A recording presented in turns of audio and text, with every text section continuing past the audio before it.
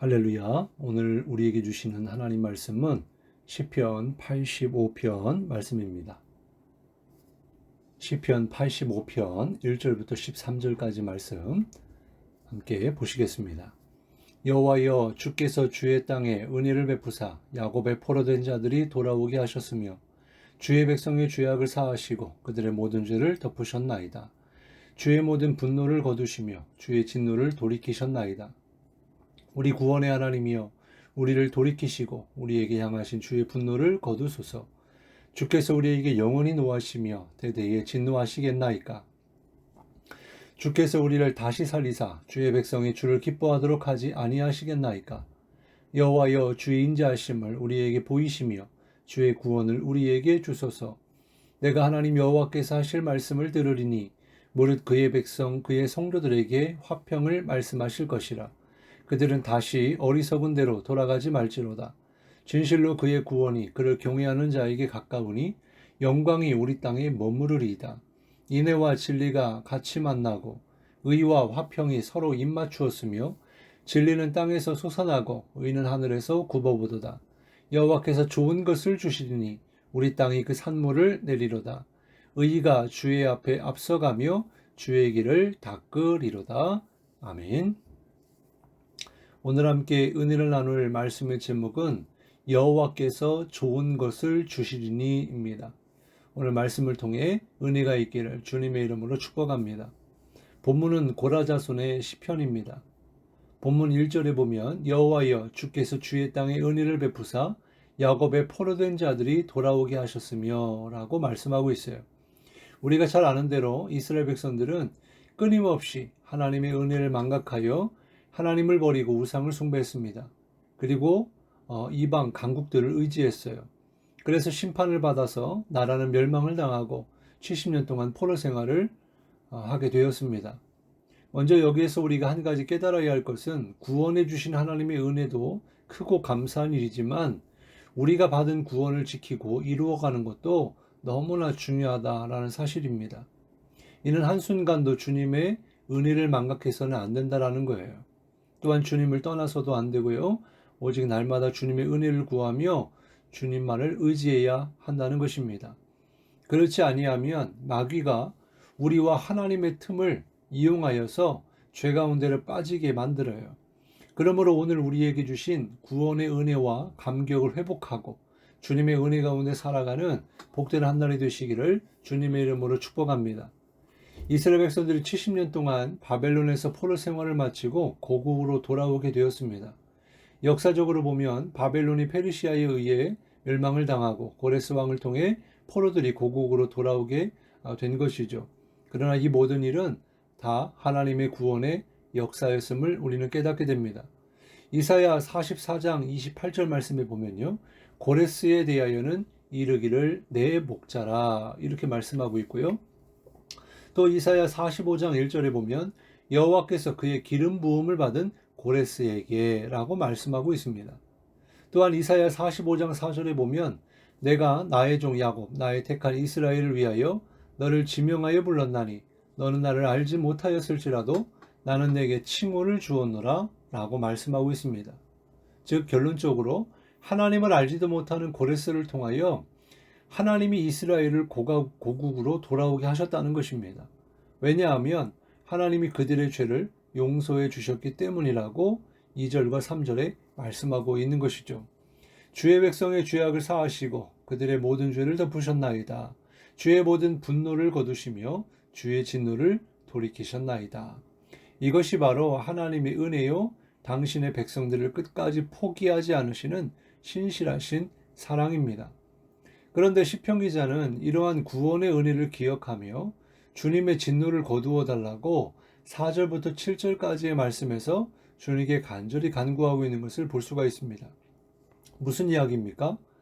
이스라엘이 이렇게 하나님의 은혜와 사랑으로 애굽에서도 구원을 이렇게 받았고 또한 바벨론으로부터도 하나님의 은혜로 구원해 주셨는데 이스라엘 백성들은 여전히 죄 가운데 있었다라는 사실입니다. 이것이 바로 인간의 어리석음이에요. 죄의 본성을 가지고 있는 자들이라는 것입니다. 그래서 시편 기자는 하나님께 이렇게 간구하고 있어요. 8절입니다. 내가 하나님 여호와께서 하실 말씀을 들으리니 무릇 그의 백성 그의 성도들에게 화평을 말씀하실 것이라. 그들은 다시 어리석은 대로 돌아가지 말지로다. 우리가 여기에서 깨달을 수 있는 것은 우리가 주님을 떠나지 않고 어리석은 대로 돌아가지 않으려면 하나님의 말씀을 들어야 된다라는 것입니다. 먼저 하나님께서 백성들에게 하실 말씀을요, 시편 기자는 나에게 말씀하옵소서 내가 듣겠습니다라고 간구하고 있어요. 그렇습니다. 우리는 날마다 주님의 말씀을 들어야 합니다. 왜냐하면 주님이 말씀을 통해 당신의 뜻과 마음을 계시하시기 때문이에요. 그리고 그 말씀이 우리에게 생명이 되고 영의 양식이 됩니다. 뿐만 아니라 다림줄이 되어서 의와 불의, 선과 악, 구원과 심판을 나누는 기준이 되기 때문에 우리는 하나님의 말씀을 들어야 합니다. 중요한 것은 무엇이냐면요, 주님을 경외하는 자가, 또한 주님을 사랑하는 자가 주님의 말씀을 청종한다는 사실이에요. 그리고 그러한 자들에게 하나님의 구원이 임하는 것입니다. 9절부터 11절 말씀입니다. 진실로 그의 구원이 그를 경외하는 자에게 가까우니 영광이 우리 땅에 머무르리이다. 인애와 진리가 같이 만나고 의와 화평이 서로 입맞추었으며 진리는 땅에서 솟아나고 의는 하늘에서 굽어보도다. 그리고 12절에 보면 여호와께서 좋은 것을 주시리니 우리 땅이 그 산물을 내리로다 라고 말씀하고 있습니다. 그렇습니다. 우리 하나님은요, 참 좋으신 하나님이십니다. 그리고 우리의 아버지가 되세요. 하나님은 당신의 백성들이 날마다 주님 안에 있기를 원하십니다. 왜냐하면 하나님이 생명이시고 또한 하나님이 우리의 소망이신데, 그러한 주님의 생명을 우리에게 주고자 하시고 또한 하나님의 은혜를 풍성히 누리기를 원하시기 때문입니다. 그래서 당신의 백성들에게 복 주시기를 원하시는 거예요. 그래서 하나님은 우리에게 예배를 통해 우리와 만나기를 원하시고 또한 친밀한 교제를 원하시는 것입니다. 이것이 바로 신앙의 본질이고 핵심이에요. 하나님과의 관계가 우리에게 생명이 됩니다. 하나님은 구원받은 성도들은요, 당연하거니와 모든 사람들이 구원받기를 원하시고 기뻐하십니다. 단 한 사람도 죄 가운데 심판받기를 원하지 않으신다라는 거예요. 그런데 죄의 본성을 가지고 있는 인간이 어리석어서 자꾸 세상을 바라보고 주님의 말씀대로 살지 않습니다. 그럼에도 불구하고 하나님은 기회를 주시고 또 기회를 주세요. 어떤 기회를 주십니까? 회개할 기회를 주시고 주님께로 돌아올 그런 은혜를 베풀어 주시는 거예요.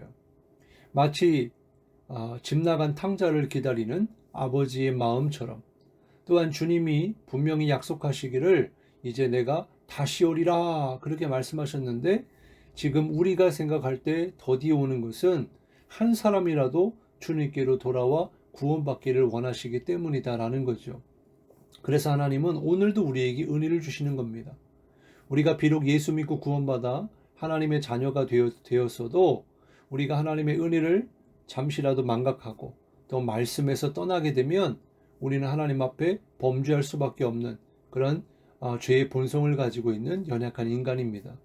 그래서 우리가 때로는 알게 또 모르게 또 원하지 않지만은 죄를 범할 때가 있어요. 그러나 주님은 오늘 우리에게 다시 한번 은혜를 주시고 기회를 주셔서 회개하고 주님께로 돌아오기를 원하십니다. 그리하면 주님께서 우리의 죄를 사해 주시고 그리고 우리를 용서해 주시는 줄 믿으시기 바랍니다. 이와 같이 하나님은 참 좋으신 하나님이세요. 우리에게 모든 것을 주고자 하시고 또 기회를 주고 또 은혜를 베풀어 주시는 분이시라는 겁니다. 사랑하는 성도 여러분, 오늘 말씀을 통해서 우리에게 어떠한 죄가 생각나고 또 찔림이 있다면 성령의 음성으로 들으시고 하나님 앞에 간절히 죄를 회개하시고 주님께로 돌아가시기를 바랍니다. 이러한 은혜가 우리가 생각할 때 영원하지 않습니다.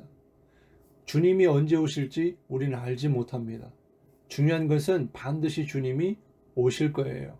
그리고 하나님이 우리를 부르시면 하나님께 언제든지 나아가야 됩니다. 그렇게 되면 우리가 이 땅을 살아가면서 베풀어 주신 하나님의 은혜를 놓칠 수가 있어요. 회복할 그런 은혜를 놓칠 수가 있습니다. 그렇게 되면 우리는 죄 가운데서 그 책임을 우리가 져야 되고 또 그 죄의 대가를 지불해야 됩니다.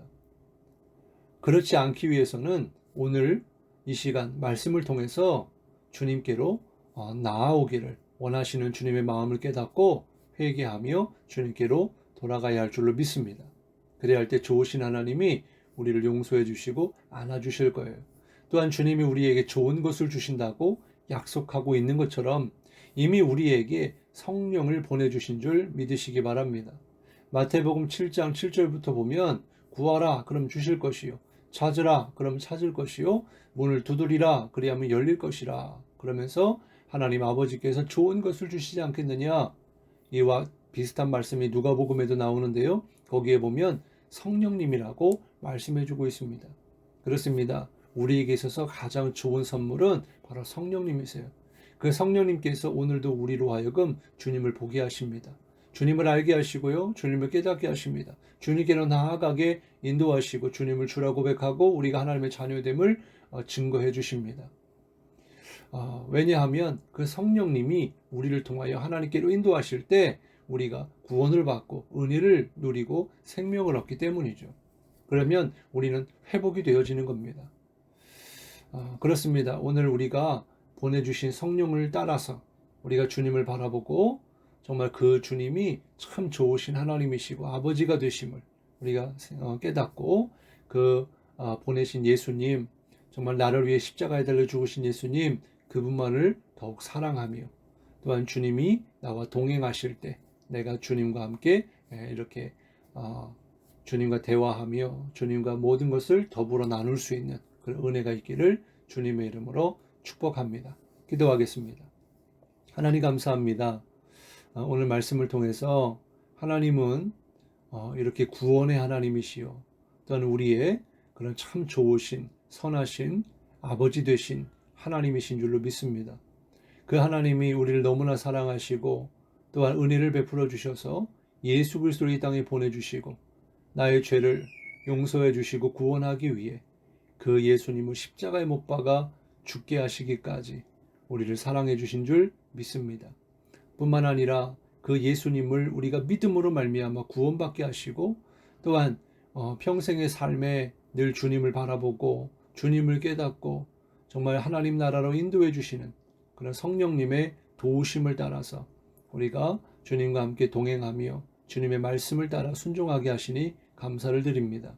하나님 한시라도 그 성령을 떠나지 않게 하시고 근심하지 않게 하시며 늘 주님의 말씀을 청종하는 가운데 정말 주님만을 사랑하고 주님만을 경외함으로 주님과 오늘도 남은 하루 동행하는 그런 복된 한 날이 되게 도와주시옵소서. 우리 하나님 아버지는 예수님의 이름으로 구하는 것마다 응답해 주신다고 하셨사오니 하나님 우리의 모든 간구하는 기도의 제목들마다 주님의 뜻 가운데서 이루어지게 하시고 풍성한 열매를 맺게 하여 주시옵소서. 참 좋으신 하나님 감사합니다. 사랑합니다. 예수님 이름으로 간절히 기도드리옵나이다. 아멘.